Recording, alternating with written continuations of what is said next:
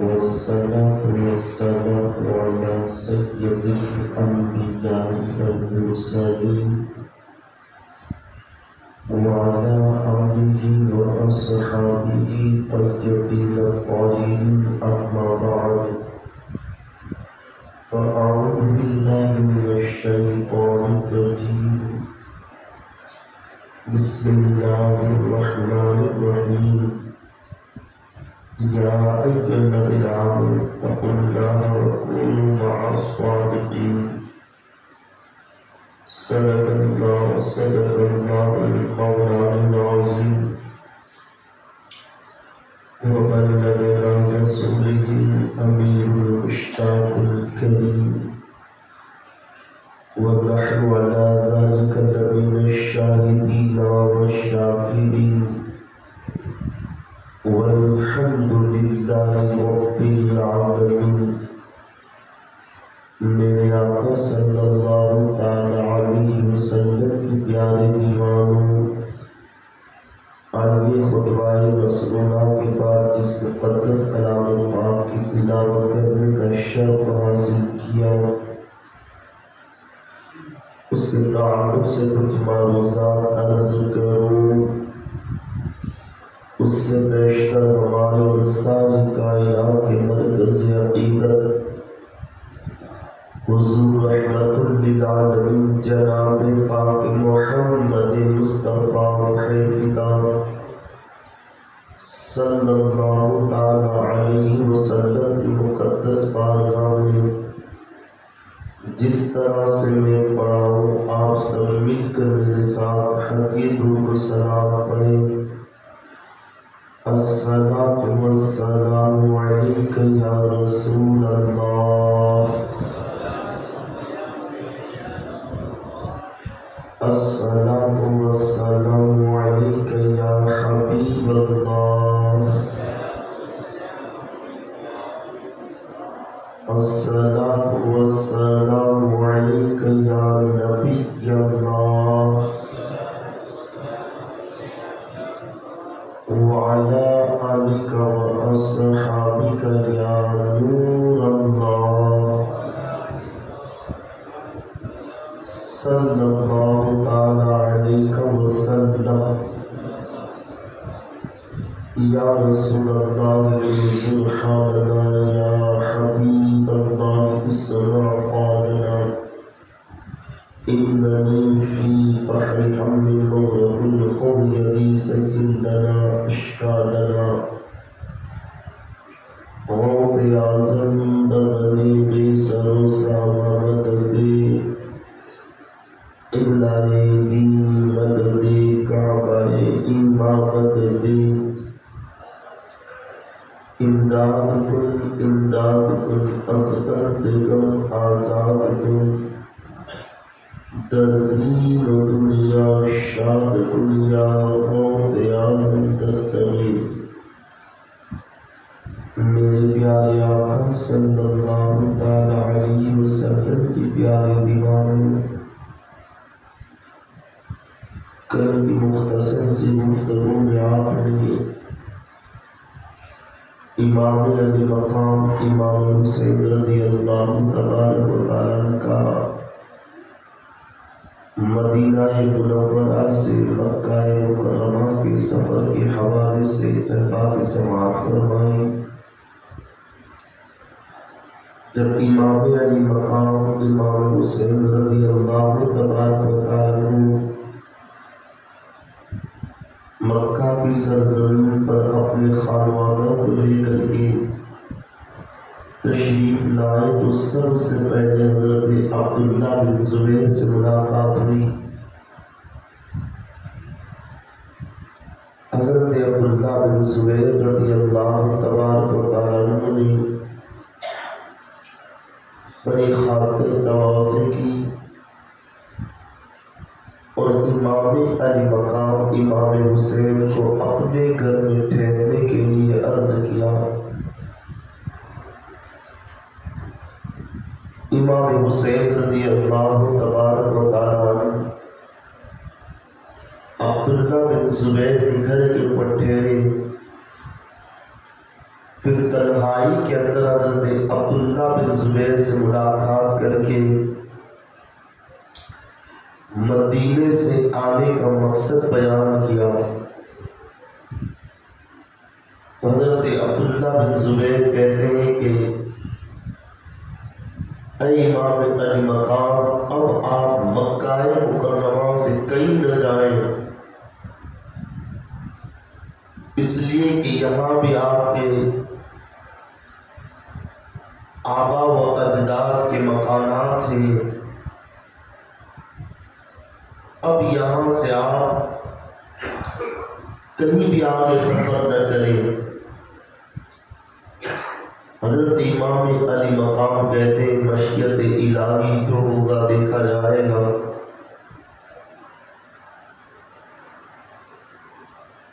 कूफा वालों को जब पता चला कि इमाम हुसैन रज़ी अल्लाह तबारक व तआला अन्हु ने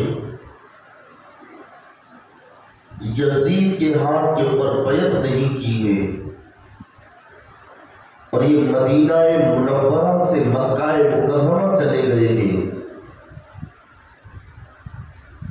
तो कूफा के लोग अमीर माविया रज़ी अल्लाह तआला अन्हु के दौर में भी इमाम हुसैन के पहचानने वाले रहे और अमीर माविया के दौर में जबकि अमीर माविया रज़ी अल्लाह तआला अन्हु पूरी सल्तनत के बादशाह बन चुके थे, फिर भी कूफा के लोग हजरत इमाम हुसैन की बारगाह में ये अरीज़ा पेश करते रहे कि ऐ इमाम बरहक, हुकूमत के हकदार आप हैं। हम अमीर माविया को अपना खलीफा आज भी तस्लीम नहीं करते। अगर आप कूफा आकर के इमाम बरहक होने का ऐलान कर दे तो हम आपके हाथ के ऊपर बैत कर लेंगे। मगर इमाम हुसैन ने कहा कि मैं न तो हुकूमत चाहता हूं न मुझे सल्तनत की ख्वाहिश है और अमीर माविया रज़ी अल्लाह तआला अन्हु के होते हुए मैं कभी भी हुकूमत के दावेदार नहीं बन सकता, नहीं बनना चाहता। तो अमीर माविया के वक्त भी कूफा के लोग आपसे बड़ी चाहत रखते थे। अब अमीर माविया का इंतकाल हो गया और यजीद पलीद जो जालिम था, फांसी के लईन था, वो जब तख्त के ऊपर बैठा और इमाम हुसैन ने यजीद के हाथ के ऊपर बैत करने से इनकार भी कर दिया और मदीना से मक्का चले गए, तो फिर कूफा वाले इकट्ठा हुए और उन्होंने इमाम हुसैन की बारगाह में अरीज़ा लिखना शुरू किया कि ऐ इमाम बरहक, आप जरूर कूफा तशरीफ लाए।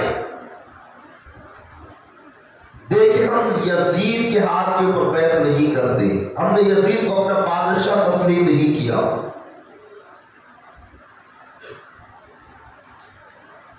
और आप जैसे ही कूफा आएंगे हम आपको अपना खलीफा तस्लीम कर लेंगे। कई खुतूत इमाम हुसैन रज़ी अल्लाह तआला अन्हु की खिदमत में पहुंचे।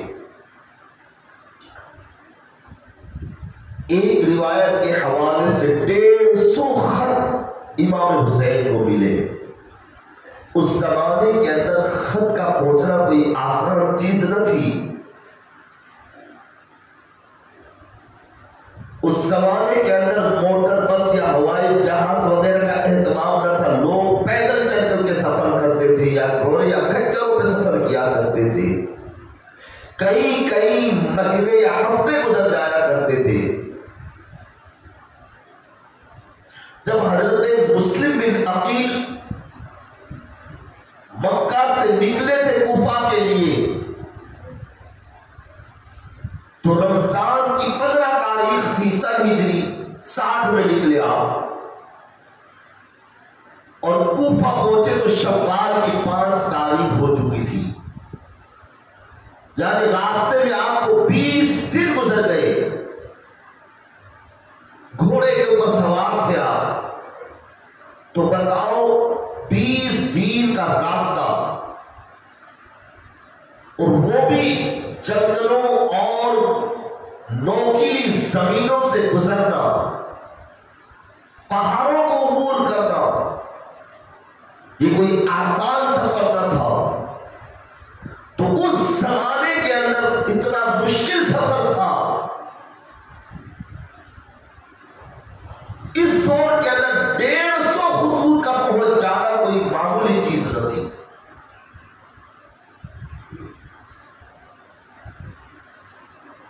حضرت امام حسین کی بارگاہ کے اندر ان کوفیوں نے آخر میں جو ایک وفد بھیجا، یہ 3 جانوں کا وفد تھا، 3 جانوں کا قافلہ، یہ 3 قاصد تھے، اور جو آخری خط بھیجا گیا اس میں یہ تحریر تھا کہ اے امام علی مقام، آپ کوفہ کے اندر تشریف لائے، ہم قسم اٹھاتے ہیں اللہ کی کہ ہم آپ پر آنچ بھی آنے نہ دیں گے، ہم آپ پر اپنی جانیں نچھاور کر دیں گے، اپنی اولادیں قربان کر دیں گے، اپنا مال قربان کر دیں گے، آپ کوفہ تشریف لائے، اور اگر آپ کوفہ نہیں آتے تو مجبوراً ہمیں ظالم یزید کے ہاتھ کے اوپر بیعت کرنی ہوگی، اور کل قیامت کے دن ہم رب قدیر کی بارگاہ میں شکایت کریں گے کہ اے رب، تیرے محبوب کے نواسے حسین کو ہم نے بار بار خطوط لکھ کر کے بلایا، ہم نے قسمیں کھائی، یہاں تک کہ اپنے بچے قربان کرنے کا وعدہ دیا، مگر تیرے محبوب کے نواسے حسین نہ آئے تو ہمیں مجبوراً یزید کے ہاتھ کے اوپر بیعت کرنی پڑی۔ یہ مسئلہ بڑا اندر پیچیدہ مسئلہ تھا۔ اب امام علی مقام نے اکابر صحابہ کرام کو جو مکہ مکرمہ کے اندر رہتے تھے ان سے مشورہ کیا کہ اب مجھے کوفہ جانا ہی ہوگا، مگر بڑے بڑے اصحاب کرام نے آپ کو مشورہ دیا، اے امام علی مقام، آپ کوفہ ہرگز نہ جائیں، اس لیے کہ آپ کے بچپن سے شہادت آپ کی مشہور ہو چکی تھی، اس لیے صحابہ کرام بار بار آپ کو روک رہے کہ آپ کوفہ ہرگز نہ جائیں۔ تو پھر مشورے کے اندر یہ بات طے پائی کہ اب ہم جو ہے میرے چچا زاد بھائی مسلم بن عقیل کو پہلے کوفہ کے اندر بھیجے، وہاں کے حالات کو دیکھے، اگر وہاں کے حالات شاداب ہے، خوشگوار ہے، اور یقیناً لوگوں کے دل امام علی مقام کی طرف مائل ہے، تو پھر وہ حالات کے اعتبار سے جو لکھیں گے اس کے اوپر عمل کیا جائے۔ اور یہ بھی تو ضروری نہیں تھا کہ اسی سفر کے اندر آپ کی شہادت ہوگی۔ چنانچہ امام علی مقام امام حسین نے اپنے چچا زاد بھائی مسلم بن عقیل کو کوفہ جانے کا حکم صادر کیا، امام مسلم بن عقیل نے تیاری کی. آپ مکہ مکرمہ سے رمضان المقدس کی 15 تاریخ کو جو 3 لوگ کوفہ سے قاصد بن کر کے آئے تھے، خط لے کر کے آئے تھے، آخری خطوط لے کر کے آئے تھے، ان کے ساتھ روانہ ہوئے. اب مکہ سے پہلے مدینہ منورہ کے اندر آئے. امام مسلم بن عقیل نے سب سے پہلے مصطفیٰ کریم کے روضے پہ حاضری دی اور پھر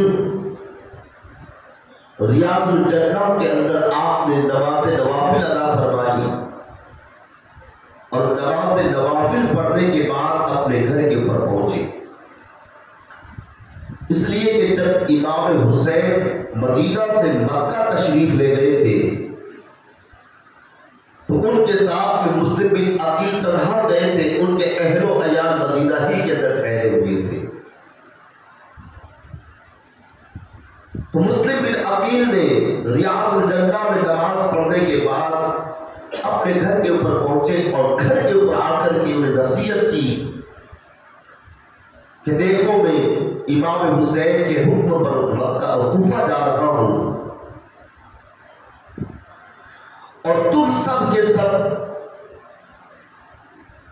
مدینہ منورہ سے مکہ مکرمہ میں چلے جاؤ اور جب امام حسین کوفہ تشریف لائے تو تم بھی ان کے ساتھ کوفہ پہنچ جانا. یہ کہہ کر کہ حضرت امام مسلم بن عقیل مدینہ منورہ سے 16 رمضان کو کوفہ کے لیے روانہ ہوئے. آپ کے 2 چھوٹے چھوٹے بچے تھے، ایک کا نام محمد تھا اور دوسرے کا نام ابراہیم تھا. دونوں مچل گئے،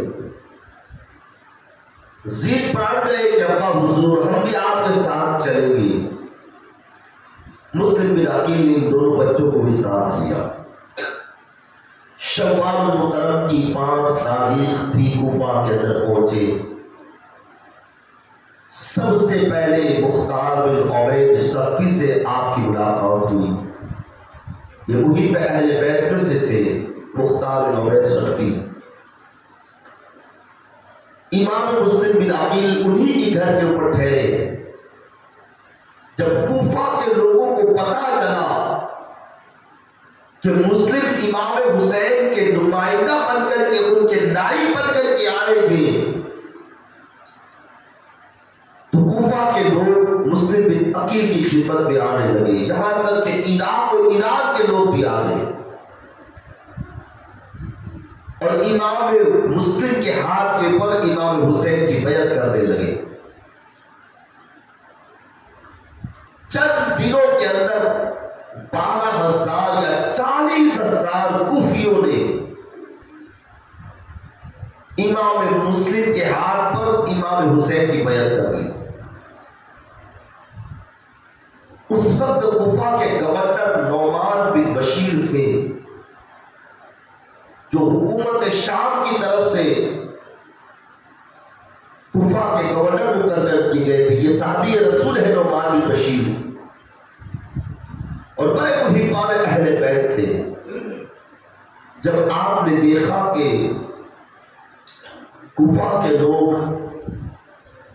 یزید کی مرضی کے خلاف مسلم جہاد کی بیعت کر رہے ہیں تو آپ نے کارروائی کو آگے بڑھاتے ہوئے کوفہ کے لوگوں سے کہا کہ دیکھیں یہ یزید کی مرضی کے خلاف ہے تو تم بیعت کر رہے ہو. اگر یزید کو پتہ چلا تو یہ آگ بولا ہوگا اور شامی لشکر بھیج کر کے اور تمہیں قتل کروا دے گا. صرف آپ نے ضابطہ کی کارروائی کر کے آپ خاموش ہو گئے. آگے آپ نے کچھ بھی عمل نہ کیا، کوئی کارروائی نہ کی. مگر کوفہ کے اندر مسلم بن یزید حضرمی اور عمرہ بن ولید بن عقبہ یہ دونوں نے خفیہ طور پر یزید کو ایک خط لکھ دیا، اے یزید، کوفہ کے اندر مسلم بن عقیل امام حسین کے نمائندہ بن کر کے آئے ہیں، اور کوفہ کے لوگ تیرے خلاف ان کے ہاتھ کے اوپر بیعت کر رہے ہیں، اگر تو نیند میں سوتا تھا تو تیرے ہاتھ سے یہ حکومت چلی آئے گی۔ جب خفیہ طور پر ان دونوں نے یہ خط لکھا، جیسے ہی یزید کو یہ خط دستیاب ہوا اس کے پیروں سے زمین کھسک گئی، آنکھ کھولا ہوا فوراً ہی اس نے اپنے مشیروں کو بلایا اور مشورہ لیا کہ کیا کیا جائے۔ جب لوگوں نے مشورہ دیا کہ دیکھیں ہمارے بصرہ کے جو گورنر ہیں عبید اللہ بن زیاد، یہ بڑے ہوشیار ہیں، تو فوری طور پر انہیں کوفہ کا گورنر مقرر کیا جائے، اور نعمان بن بشیر جس نے کوئی کارروائی نہیں کی وہ معزول کر دیا جائے، نوکری سے ہٹا دیا جائے۔ تو فوراً یزید نے جو بصرہ کے گورنر تھے ابن زیاد، اس کو حکم دیا کہ تم فوراً کوفہ جاؤ اور جو میرے خلاف یہ بغاوت ہو رہی ہے اسے روکو اور مسلم بن عقیل کو فوراً قتل کرو۔ عبید اللہ بن زیاد جو تھا یہ بڑا مکار اور چالاک انسان تھا، بڑا ہوشیار تھا، اس وقت یہ حکومت شام کی طرف سے بصرہ کا گورنر تھا، اپنی عارضی حکومت اس نے اپنے بھائی کے سپرد کی اور 500 کا لشکر لے کر کے وہ کوفہ کی طرف روانہ ہوا۔ جب مقام قادسیہ کے اندر پہنچا ابن زیاد تو اس نے اپنے لشکر کو وہیں ٹھہرنے کا حکم دے دیا، اور ابن زیاد نے حجاجی لباس پہنا۔ اس وقت حجاج کرام کے قافلے جو تھے وہ کوفہ آتے تھے، تو اس نے حجاجی لباس پہنا، اور جو راستہ کوفہ سے مکہ کی طرف جا رہا تھا اور مکہ سے کوفہ کی طرف جو راستہ آ رہا تھا اسی راستے سے 20 سپاہیوں کو لے کر کے مغرب اور عشاء کے درمیان میں وہ کوفہ میں داخل ہوا۔ اس کی مکاری یہ تھی کہ وہ جانتا تھا کہ کوفہ کے لوگ بڑے متولی ہوں گے امام حسین کے، اور میں رات کو مغرب اور عشاء کے درمیان میں داخل ہو جاؤں تاکہ اندھیرے کے اندر پتہ نہ چلے لوگ سمجھے امام حسین آ گئے ہیں، تو میں بڑی آسانی کے ساتھ دارالحکومت تک پہنچ سکوں۔ تو یہ بڑا مکار آدمی تھا، حجاجی لباس پہنا، چہرے پہ نقاب ڈال دیا، اور مغرب اور عشاء کے درمیان میں وہ جب کوفہ کے اندر داخل ہوا تو کوفہ کے لوگوں نے سمجھا کہ حجاجی راستے سے آ رہے ہیں، تو سمجھے کہ امام علی مقام آ گئے۔ خیر مقدم کی آواز بلند ہوئی، سارے کوفہ کے لوگ جمع ہو گئے، مرحبا امام علی مقام، مرحبا امام حسین کے نعرے گونجنے لگے۔ یہ ظالم ابن زیاد بڑی تیزی سے دارالحکومت کی طرف بڑھتا تھا۔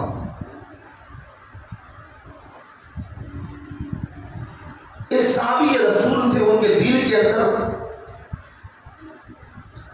ایک کھٹکا سا محسوس ہوا کہ اگر امام علی مقام ہوتے تو اس طرح سے اپنے چہرے پہ نقاب ڈال کر کے خاموشی کے ساتھ کیوں چلتے۔ انہوں نے آگے بڑھ کر کے نقاب کو کھینچ لیا، جیسے ہی نقاب کھینچا ان کی چیخ نکلی اور کہا اے کوفہ والوں تمہارے لیے بربادی ہو، یہ زیاد ہے، اتنے میں بڑی تیزی کے ساتھ ابن زیاد دارالحکومت کے اندر داخل ہو گیا۔ دارالحکومت میں داخل ہونے کے بعد اس نے سب سے پہلے نعمان بن بشیر سے ملاقات کی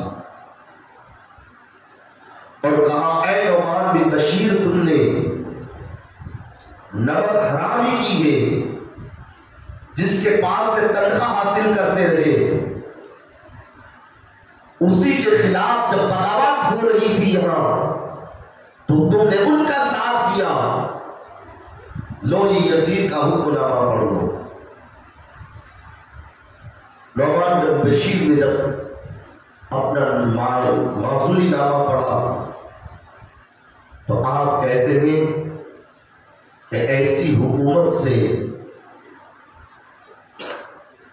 اگر تم نمک حلالی کر رہا ہے تو میں نمک حرامی کر کے اہل بیت سے محبت کروں، اسی میں میرے لیے فائدہ ہے۔ آخر کار حضرت نعمان بن بشیر جب دارالحکومت سے نکلنا بھی چاہتے تھے کہ ابن زیاد نے انہیں نظر قید کر دیا۔ صبح ہوتے ہوتے اس نے کسی ہیلے بہانے سے کوفہ کے جتنے بھی نام چین اور امیر لوگ تھے انہیں نظر قید کروا دیا اور کوفہ کی جامع مسجد میں پورے کوفہ کے لوگوں کو جمع ہونے کا حکم دیا۔ سارے لوگ جمع ہو گئے۔ ابن زیاد منبر پر چڑھ کر کے اس نے خطبہ دیا کہ دیکھو،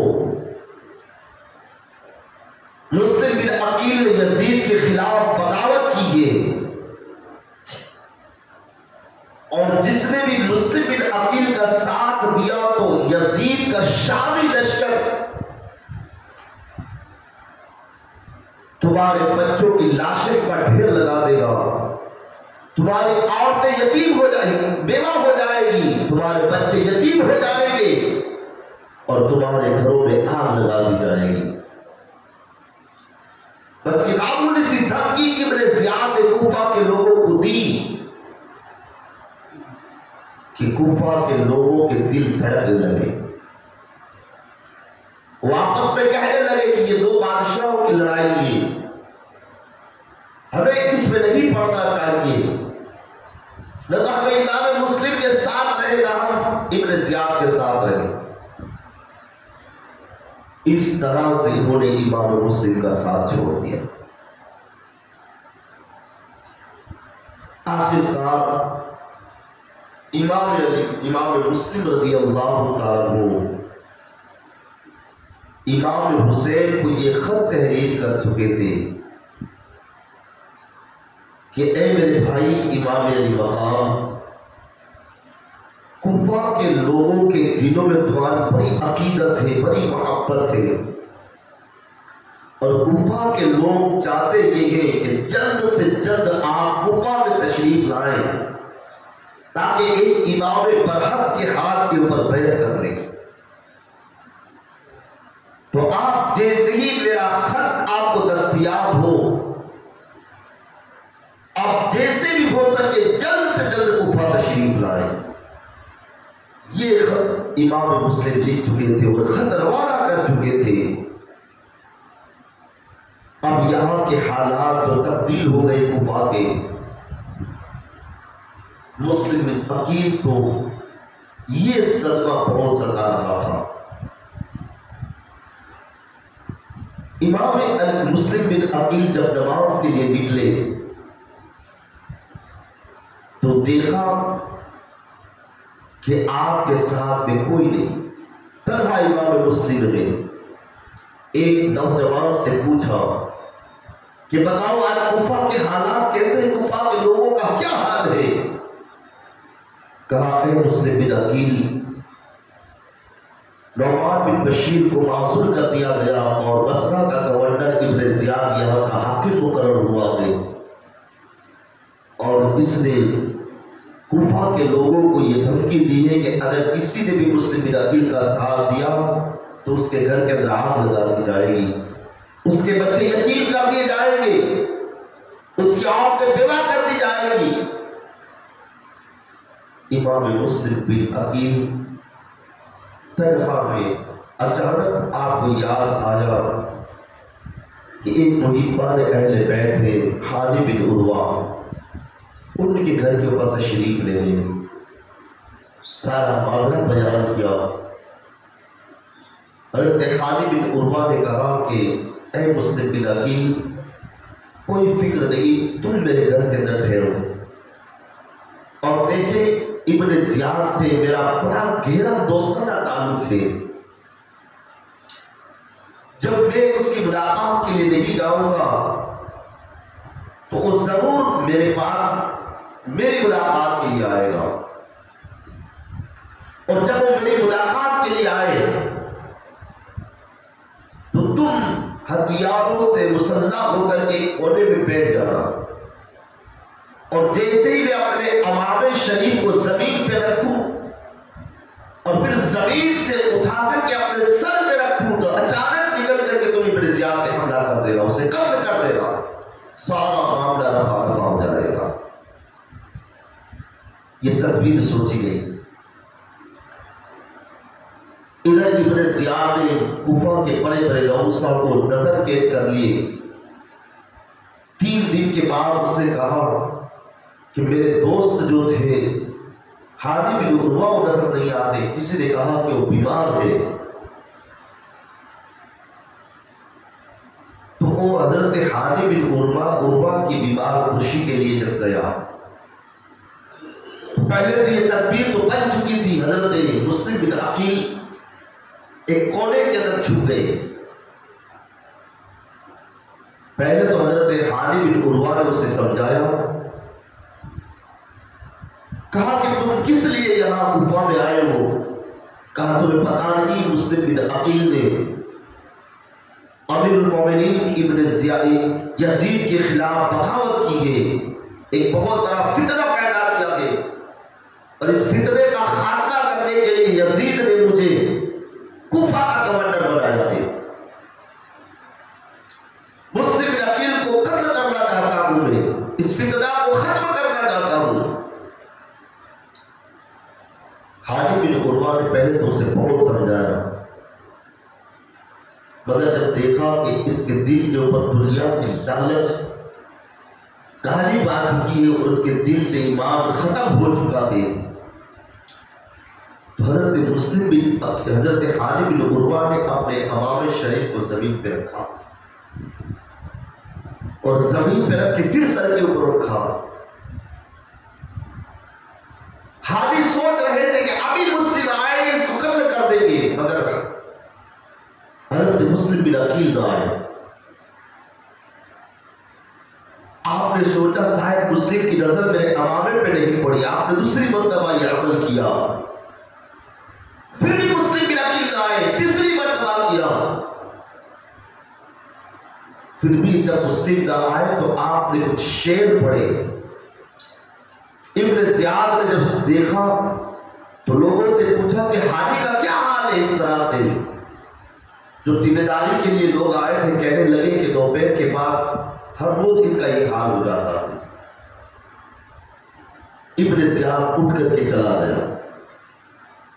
مسلم بن عقیل جب ہانی کے پاس آئے، ہانی بن عروہ کہتا ہے بہت افسوس ہوا مجھے اے مسلم بن عقیل، یہ موقع ہمارے ہاتھ سے نکل گیا، اگر تم اس وقت ابن زیاد کو قتل کر دیتے تو سارا معاملہ رفع دفع ہو جاتا۔ مسلم بن عقیل کہتے تھے اے ہانی بن عروہ، جب پہلی مرتبہ تم نے امام شریف اتارا تو میں اٹھنا چاہتا تھا کہ مشیت الہی سے آواز آئی نہیں مسلم نہیں، ابھی بھی اس کی عمر کا پیمانہ گناہوں سے چھلکا نہیں ہے، اے مسلم بیٹھ جاؤ۔ تم نے پھر بیٹھا۔ دوسری مرتبہ جب آپ امام اتارو، میں چاہتا تھا کہ اٹھوں تو کسی نے میری کمر کو پکڑ لی، میرے ہاتھوں اور پیروں کے اندر قوت ہی نہ رہی۔ جب تیسری مرتبہ آپ نے امام شریف اتارا تو میں نے چاہا میں اٹھوں، مگر پھر سے آواز بھائی نہیں، اے مسلم نہیں، تو میں بیٹھ گیا۔ حاجی بن عروہ کہتے ہیں بندے کی تدبیر کیا عمل کر سکتی ہے، جو رب کو منظور ہوتا ہے وہی ہوتا ہے۔ ادھر ابن زیاد نے مسلم بن عقیل کی گرفتاری کے لیے اعلان کرا دیا کہ جو بھی مسلم بن عقیل کو گرفتار کر کے لائے گی اسے انعام و اکرام سے نوازا جائے گا۔ انعام و اکرام کے لالچو کوفہ کی گلی گلی کے اندر تلاش کر رہے تھے، یہاں تک کہ کوفے کے باہر بھی امام مسلم کو تلاش کیا جا رہا۔ کئی دن گزر گئے، ابن زیاد کو امام مسلم کا پتہ نہ چلا۔ تو اس نے ایک شامی، ایک تجربہ کار جاسوس تھا اس کا، جس کا نام معقل تھا، اس معقل سے کہا کہ لو 3000 درہم لے کر کے مسلم بن عقیل کو تلاش کرو۔ یہ جاسوس کوفے کی گلیوں میں گشت کرتا تھا، لوگوں کو کہنے لگا میں محب اہل بیت ہوں، میں شام کا رہنے والا ہوں۔ یہاں تک کہ حاجی بن عروہ کے محلے کے اندر جہاں مسجد تھی اس مسجد کے اندر وہ پہنچا، دیکھا ایک بزرگ جس کا نام مسلم بن اسدی ہے اور نماز پڑھ رہے ہیں۔ جب وہ نماز سے فارغ ہوئے مسلم بن اسدی، تو اس کے قریب معقل گیا اور کہا کہ ادھر ادھر کی باتیں پہلے کرنے کے بعد کہنے لگا میں محب اہل بیت ہوں اور شام کا رہنے والا ہوں، میں بار بار مدینہ مکہ مکرمہ کے اندر امام علی مقام کی خدمت میں حاضری دیتا رہا۔ اب کی مرتبہ جب میں مکہ مکرمہ میں امام حسین کے پاس آیا تو دیکھا ان کے چہرے کے اوپر غمگینی کے آثار ہے۔ میں نے آپ سے دریافت کیا حضور کیا بات ہے، آپ غمگین نظر آتے ہیں؟ تو امام علی مقام نے مجھ سے فرمایا کہ میرے بھائی مسلم بن عقیل کوفہ کے اندر جو ہے ظالموں کو نرگوں کے اندر پھنسے ہوئے ہیں، اگر تجھ سے ہو سکے تو تو مسلم بن عقیل کو ان ظالموں کے سکنجے سے نکال کر کے مکہ لے کر کے آ، اس لیے میں یہاں آیا ہوں۔ اگر آپ کو مسلم بن عقیل کا پتہ ہو تو آپ مجھے بتا دیجیے۔ وہ چرس زبان تھا، اتنی میٹھی زبان بولتا تھا کہ مسلم بن اسدی، پہلے تو آپ کو شک ہوا مگر اس کی زبان میں اتنی چاشنی تھی کہ مسلم بن اسدی کہنے لگے کہ چلو میرے ساتھ۔ مسلم بن اسدی اس معقل نام کے جاسوس کو لے کر کے حاجی بن عروہ کے گھر پر پہنچے۔ اس معقل کے پاس 3000 درہم تھے۔ پہلے اس نے 3000 درہم مسلم بن عقیل کی خدمت میں پیش کر دیے اور کہا کہ موقع ملتے ہی ہم یہاں سے کچھ فرما جائیں گے۔ یہ کئی دنوں تک حضرت مسلم بن عقیل کے پاس آتا رہا، شام کو سارے رپورٹ کو ابن زیاد کو دیتا رہا۔ ابن زیاد کو پتا چل گیا کہ مسلم بن عقیل میرے دوست حاجی بن عروہ کے گھر کے اوپر ہے۔ اس نے محمد بن اشعث کے ساتھ 5000 سپاہیوں کو بھیج کر کے حاجی بن عروہ کو گرفتار کرنے کا حکم دے دیا۔ حاجی بن عروہ ابن زیاد کے پاس جب پہنچے تو کہا کہ اے حالی، تم نے یزید کے دشمن کو اپنے گھر کے اندر پناہ دی ہے، یا تو تم مسلم بن عقیل کو جلد سے جلد میرے دربار میں پیش کرو یا پھر تم قتل ہونے کے لیے تیار ہو جاؤ۔ حالی اور ابن زیاد کے درمیان میں بحث ہوئی۔ یہاں تک کہ حالی کے اوپر ظالم ابن زیاد نے ایک ایسا ڈنڈا مارا کہ آپ کا سر پھٹ گیا اور آپ کی ریش مبارک بھی خون سے آلودہ ہو گئی۔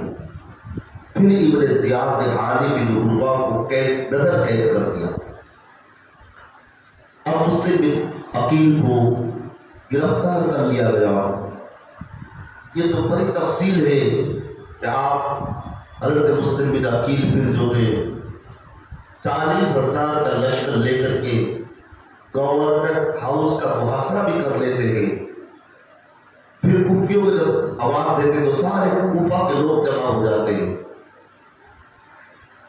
مگر کوفہ کے لوگ بے وفا تھے۔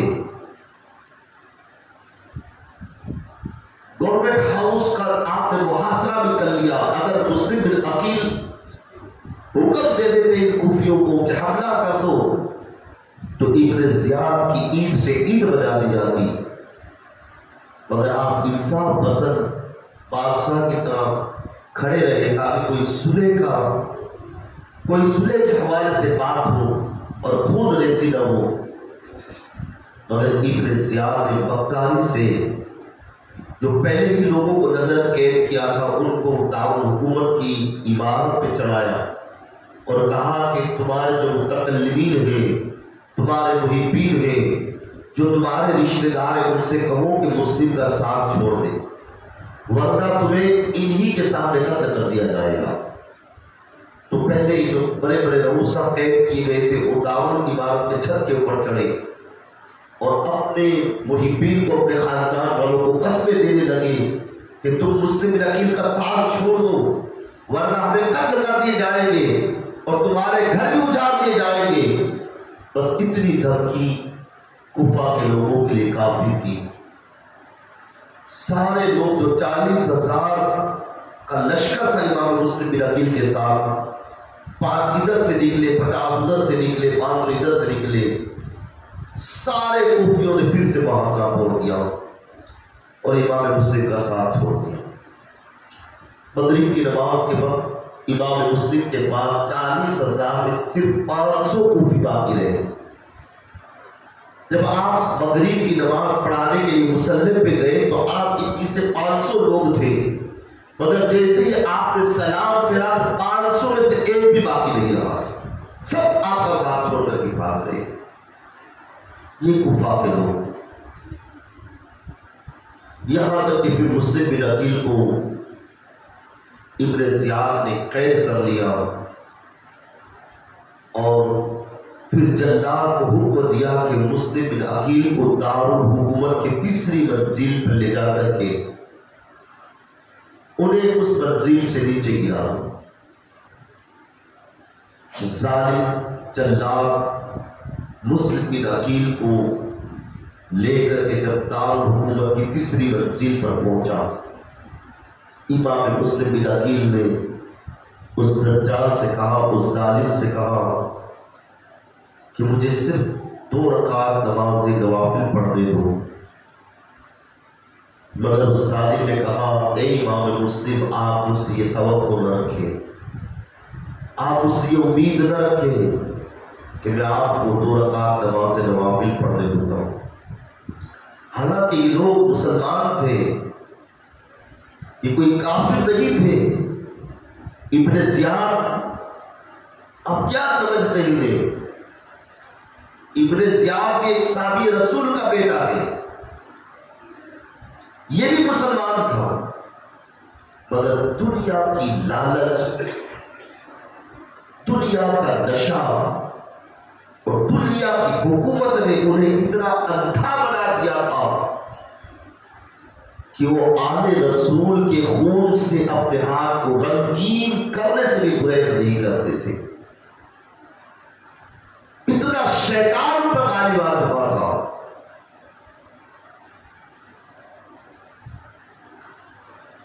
آخر کار جب جلاد نے امام مسلم کو جب زمین پر تیسری منزل سے پھینکا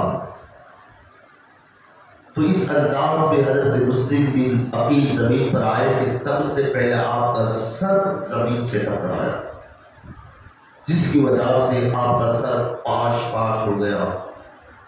اور آپ اس دنیا سے رخصت ہو گئی، انا للہ و انا الیہ راجعون۔ جب امام مسلم بن عقیل شہید ہوئے تو ابن زیاد نے اپنے ایک سپاہی سے کہا کہ جاؤ مسلم کا سر ان کے دھر سے الگ کر کے لے کر کے آؤ۔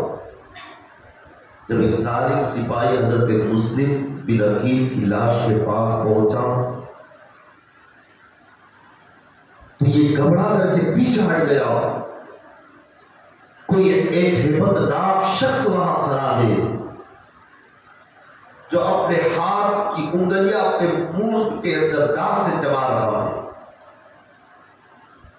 اس ظالم کی ہمت نہ ہوئی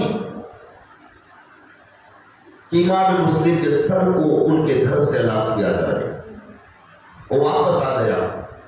ابن زیاد نے ایک شامی نوجوان کو بھیجا کہ جاؤ تم جاؤ مسلم کے سر کو لے کر کے آؤ تاکہ یزید کے دربار میں مسلم کے سر کو بھیجا جائے۔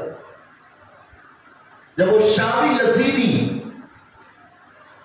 مسلم بن عقیل کے سر کو طلب کرنے کے لیے آگے بڑھا تو کیا دیکھتا ہے اللہ کے حبیب صلی اللہ علیہ وسلم مسلم بن عقیل کے پاس کھڑے ہوئے ہیں۔ یہ منظر دیکھ کر کے وہ واپس پلٹ گیا۔ ابن زیاد سے کہنے لگا کہ اللہ کے محبوب صلی اللہ علیہ وسلم وہاں مسلم پاس کھڑے ہوئے۔ پھر ظالم نے تیسرے شخص کو بھیجا۔ جب وہ تیسرا شخص جاتا ہے مسلم بن عقیل کے سر کو طلب کرتا ہے اور ابن زیاد کے دربار میں پیش کرتا ہے۔ اسی وقت حضرت ہانی بن عروہ کو بھی شہید کر دیا گیا تھا۔ اب دونوں کی لاشیں کوفہ کے چوراہے کے اوپر لٹکا دی گئی، مسلم بن عقیل اور ہانی بن عروہ، اور دونوں کے سر جو تھے ظالم ابن زیاد نے دمشق کے اندر یزید کے دربار میں پیش کیے۔ جب یزید نے ان دونوں کے سروں کو دیکھا تو بڑا خوش ہوا اور ابن زیاد کا اس نے شکرانہ ادا کیا اور کہا کہ اے ابن زیاد دیکھو، مکہ سے امام علی مقام بھی اپنے خان والوں کو لے کر کے کوفہ کے لیے روانہ ہو چکے ہیں۔ اگر وہ بھی کوفہ میں آئے تو اسی طرح سے ان کا سر بھی قلم کر کے میرے دربار میں بھیج دینا۔ یہ ظالم یزید کا حکم تھا اور آپ اچھی طرح سے سمجھ گئے۔ 2 یا 3 روز پہلے میں نے آپ کو بتایا تھا کہ یزید کون ہے؟ یہ حضرت امیر معاویہ کا بیٹا ہے، اور امیر معاویہ یہ صحابی رسول نے، اور رشتے کے اندر حضور صلی اللہ تعالی علیہ وسلم کے سالہ لگتے ہیں۔ امیر معاویہ کی بہن حضور کی نکاح کے اندر تھی، مگر حکومت کی لالچ، دنیا کی لالچ نے یزید کو اتنا محو کر دیا تھا، وہ شراب کے نشے میں اتنا مست ہو چکا تھا کہ آل رسول کے مقام کو بھی وہ سمجھ نہ سکا۔ تو جتنے بھی امام علی مقام کے ساتھ میں لڑنے کے لیے آئے تھے کوفہ کے اندر میدان کربلا میں، اگر آپ تاریخ کا مطالعہ کریں تو آپ کو پتا چلے گا کہ وہ لوگ کوئی کافر نہ تھے، بلکہ سب کے سب کلمہ شہادت پڑھنے والے تھے، اور سب کے سب یہ امید رکھنے والے تھے کہ کل قیامت کے دن اللہ کے محبوب ہماری شفاعت فرمائیں گے۔ یہ امید رکھنے والے لوگ تھے، مگر اللہ کے محبوب نے فرمایا تھا امام حسین سے کہ شہزادے، جو لوگ تمہیں قتل کریں گے یہ امید بھی رکھیں گے کہ میں ان کی شفاعت کروں گا، مگر میں ہرگز ان کی شفاعت نہیں کروں گا۔ تو امام حسین کے مقابلے میں جو لوگ آئے تھے، کوئی صحابی رسول کا بیٹا تھا، کوئی تابعی کا بیٹا تھا، کوئی تابعی کا بیٹا تھا. انشاءاللہ عز و جل آگے کی تفصیل آنے والے بیان میں عرض کروں گا. رب قدیر کی بارگاہ میں دعا میں خالق کائنات میں خوب امام علی مقام اور اہل بیت اطہر سے بے پناہ الفت محبت عطا فرمائے. وعلیکم السلام.